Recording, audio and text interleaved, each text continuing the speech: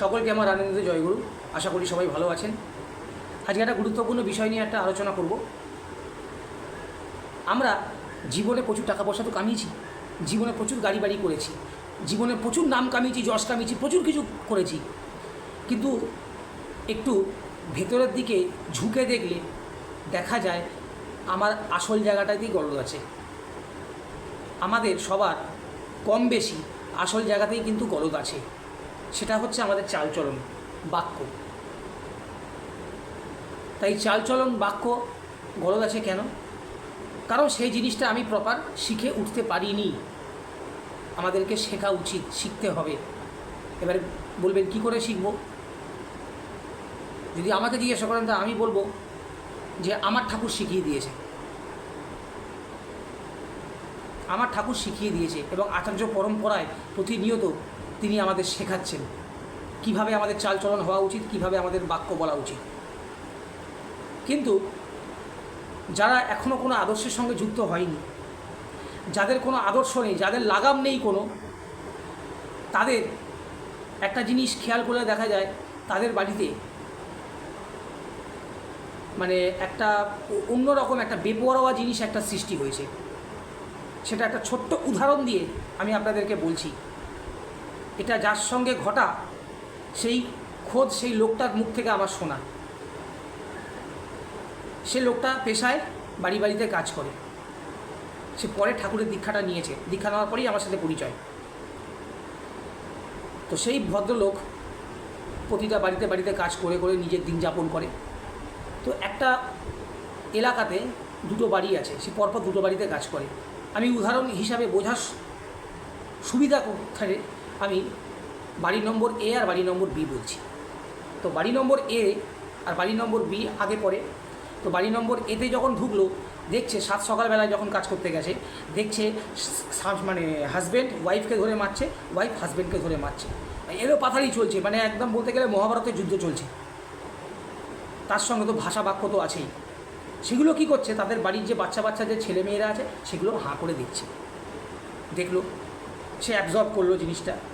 তো সেই ভদ্রলোক ওই বাড়িতে কাজ না করে থতমত খেয়ে সে সেখান থেকে বেরিয়ে পাশের বাড়িতে গেল, মানে বাড়ি নম্বর বিতে গেল।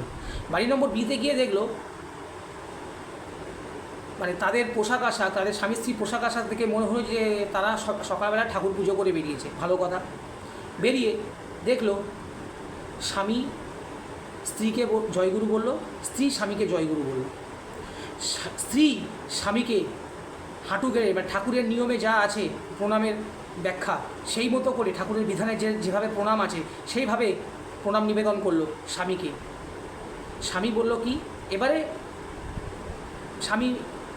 স্বামীকে বলছে প্রণাম করে কি একটা বিড়বিড় করলো, সে ভদ্রলোকও আমাকে বলতে পারেনি, তো সেটা শোনা যায়নি। বাচ্চাগুলোকে বলল যে এই তুই তোর বাবাকে প্রণাম কর। সেইভাবে একইভাবে যেভাবে মা প্রণাম করলো সেভাবে ওই ছেলেগুলোকে প্রণাম করলো, ছেলে মেয়েগুলো। ঠিক সেমভাবে বাবাও বলল এই তোর মাকে প্রণাম কর, মাকেও প্রণাম করলো। তো সেই বাড়িতে সেই ভদ্রলোক ঢুকে সেরকম আচরণ দেখে অবাক হয়ে গেছে। বলছি এরকম কি, পাশাপাশি দুটো বাড়ি, ওই বাড়িতে এরকম ঝগড়া ঝামেলা চলছে, এই বাড়িতে এরকম চলছে, অথচ ওই বাড়িতে প্রচুর টাকা পয়সা, প্রচুর সম্পত্তি, প্রচুর টাকা ওই ভদ্রলোককে মাইনে দেয়, কিন্তু এই বাড়িতে সেভাবে দিতে পারে না। কিন্তু শান্তিটা এইখানেই আছে। কেন না, তাদের যে আদর্শটা রয়েছে না, তার যে আদর্শটা রয়েছে সেই আদর্শের নিয়মে সে চলছে। আদর্শ যেভাবে চলতে পড়েছে, আমাদের আদর্শ যেভাবে চলতে পড়েছে সেই নিয়মে ওরা চলছে। সেই নিয়মে চলে তারা কিন্তু আজকে সঠিক পথে আছে। কিভাবে আচরণ করতে হয়, কিভাবে স্বামী স্ত্রীর সঙ্গে কথা বলতে হয়, কিভাবে বাচ্চাগুলোকে শেখাতে হয়। ঠাকুর বলছেন আদো আদো কথা হতে করে করিয়ে যা শেখাবি সেইটি হবে মুখ্যম ছেলে, হিসেবে চল নয় পস্তাবি। আমাদের ছোটোবেলা থেকে কিন্তু সেইভাবে কিন্তু শেখানো উচিত। আজকে সেই ভদ্রলোক, বাড়ি নম্বর বিয়ের ভদ্রলোক এবং তার ভদ্রমহিলা তার বাচ্চাদের সেই রকম আচরণ শিখিয়েছে বলেই আজকে কিন্তু সকালবেলা উঠে বাবাকে মাকে দুজনকে প্রণাম করছে, সকালবেলা সন্ধ্যাবেলা দুবেলা প্রার্থনা করছে, একটা নির্দিষ্ট সময় বসে নাম ধ্যান করছে, সবাই মিলে বাড়িতে একসঙ্গে বসে খাওয়া দাওয়া করছে, নিজের ভাব বিনিময় করছে। এসব কোথায় পাওয়া যাবে? কোনো স্কুলে শেখায়? আমি আপনাদেরকে জিজ্ঞাসা করছি, আপনি জোর গলায় বলতে পারবেন এই সব জিনিসগুলো, এই সব আচরণগুলো কোনো স্কুলে শেখায়? আমি জোর গলায় বলতে পারি, হ্যাঁ, আমার পরম পিতার স্কুলে শেখায়, যাকে ভালো ভাষায় বলে ম্যান মেকিং ইনস্টিটিউশন, মানুষ তৈরির কারখানা। এই মানুষ তৈরির কারখানাতে এখানে সমস্ত কিছু শেখানো হয়, সমস্ত কিছু জীবনের এ থেকে জেড অবধি সমস্ত কিছু এখানে কিন্তু শেখানো হয়। সেই শেখার মাধ্যমে, সেগুলো চরিতার্থ করার মাধ্যমে আমাদের জীবনে কিন্তু চরম পরিবর্তন ঘটে। তার জন্য দরকার আদর্শের, তার জন্য দরকার মালিকের। জীবনের মালিক না থাকলে, যেরকম ওই বাঘ আর গরুর গল্প সবাই শুনেছেন, আমি রিপিট করলাম না, ওই রকম অবস্থাই হবে। মালিক থাকলে সে গরুর মতো অবস্থা হবে, আর মালিক না থাকলে সে বাঘের মতো অবস্থাটা হবে। ঠাকুর বলছেন, এবার বাড়ি নম্বর এতে যে ঝামেলা হয়, সেই বাড়ি নম্বর এর হিসাবে ঠাকুর বলছেন যে স্বামী স্ত্রীতে ঝগড়া করে, ছেলে পুলে দেখে, গোল্লায়েরই সদরদারে বাসাগুলোয় রাখে। কত বড় কথা!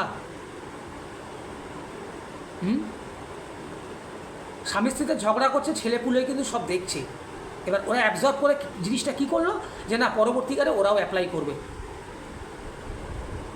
আর তাদের বাবা মা, তাদের স্বামী স্ত্রী এরকম আচরণ কেন করছে? কারণ তাদেরও বাবা মা এককালে মনে হয় এরকম ধরনের আচরণ কোনো কালে করেছিল, সেটাকে দেখে অ্যাবজর্ব করেছে, তাই সেই জিনিসটা ওরা অ্যাপ্লাই করলো। এই যে অনেক জায়গায় বৃদ্ধাশ্রম হচ্ছে, বয়স্ক বাবা মাদের অনেকে দেখছি ঘর থেকে বের করে দিচ্ছে। বৃদ্ধ হয়ে গেছে, বয়স হয়ে গেছে, ঘরে রাখবার আর প্রয়োজন নেই, ঝামেলা হচ্ছে, বউয়ের সাথে খুব ঝামেলা হচ্ছে, বাবা মাকে রাখবো না, বের করে দেবো, বৃদ্ধাশ্রম আছে বৃদ্ধাশ্রমে দিয়ে আসবো। এগুলো কেন হচ্ছে? কারণ সেই রূপ শিক্ষা সে ছোটোবেলা থেকে পেয়েছে। ঠাকুর বলছেন, আদো আদো কথা হলে করে করিয়ে যা শেখাবি, সেরকম শিক্ষা ছোটোবেলা থেকে শিখিয়েছে। ঠাকুর বলছেন, বিদ্যালয়ের ছেলে মেয়ে যতই বিদ্যা শিখুক না, বাড়ির শিক্ষা সুষ্ঠু নইলে শিষ্ট স্বভাব হয় না। কত বড় কথা! তিনি প্রতিটা বাণী আমাদেরকে বলে গেছেন, আমাদের চরিত্রের, আমাদের জীবনের সঙ্গে অক্ষরে অক্ষরে, ফার্স্ট টু লাস্ট, প্রতিটা কিন্তু আমাদের সঙ্গে কিন্তু রয়েছে। আমরা বিদ্যালয়ে যাই, বড় বড় ডিগ্রি হাসিল করি, বড় বড় কাব্যগ্রন্থ পড়ি, বড় বড় সার্টিফিকেট নিয়ে আসি, কিন্তু আসল শিক্ষা কি আমরা পেয়েছি? আমরা সবাই বলি আমরা educated, I am educated person. আমরা কি অরিজিনালি এডুকেটেড? আমরা কিন্তু ইললিটারেট এডুকেটেড। আমাদেরকে কিন্তু এক কথায় বলবে ইললিটারেট, কারণ আমাদের তো আসল শিক্ষাটাই তো হয়নি। তার ডিগ্রি নিয়ে আমি কি ধুঁয়ো দেব?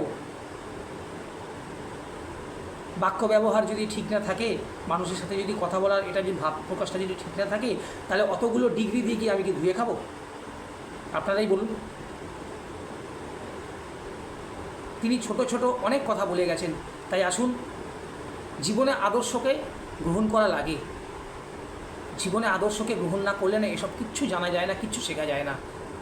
এগুলো কিছু শিখতে গেলে, যেমন পরীক্ষায় পাস করতে গেলে যেরকম গুরুর দরকার আছে, টিউশনের দরকার আছে, টিচারের দরকার আছে, সেরকম এইসব জিনিস জানতে গেলে কিভাবে করতে হবে, কিভাবে চলতে হবে, এগুলোর জন্য কিন্তু টিচার রয়েছে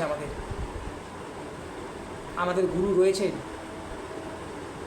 পরম প্রেমময় শ্রী ঠাকুর অনুকূলচন্দ্র বর্তমানে যার মধ্যে লীলা করছেন, পরম পূজ্যপাদ শ্রী শ্রী আচার্যদেব, তিনি দেওঘরে বসে তিনি লীলা করছেন। শ্রী শ্রী আচার্যদেব তিনি প্রতিটা জিনিস আমাদেরকে করিয়ে দেখাচ্ছেন। তাই জন্য তিনি আচার্যদেব, আচরণ সিদ্ধ, তিনি আচরণ করে আমাদেরকে দেখিয়ে দিচ্ছেন। তাই আমি বলবো, আপনারা সবাই যারা যারা এখনও পর্যন্ত, আপনাদের বন্ধুবান্ধব যারা যারা এখনও পর্যন্ত আদর্শের সঙ্গে যুক্ত হতে পারেনি, আমি করজোরে অনুরোধ করব, আপনাকে নিবেদনও করব, অনুরোধও করব আপনাদের সবাইকে, তাদেরকে আদর্শের সঙ্গে যুক্ত করিয়ে দেন, তাদেরকে আদর্শের পথ ধরিয়ে দেন, যাতে তারাও বেঁচে বেড়ে উঠতে পারে ভালোভাবে। জীবনে কিন্তু টাকা পয়সা কিন্তু সব নয়, জীবনের চলনাটা হচ্ছে আসল চলনা, যেটা ঠিক থাকলে মানুষ এমনি আপনার কাছে আসবে। প্রত্যেকের মঙ্গল প্রার্থনা করছি আমি। জয় গুরু, বন্দে পুরুষোত্তম। সবাই ভালো থাকবেন, সবাই ঠাকুরকে নিয়ে খুব আনন্দে থাকবেন। জয় গুরু।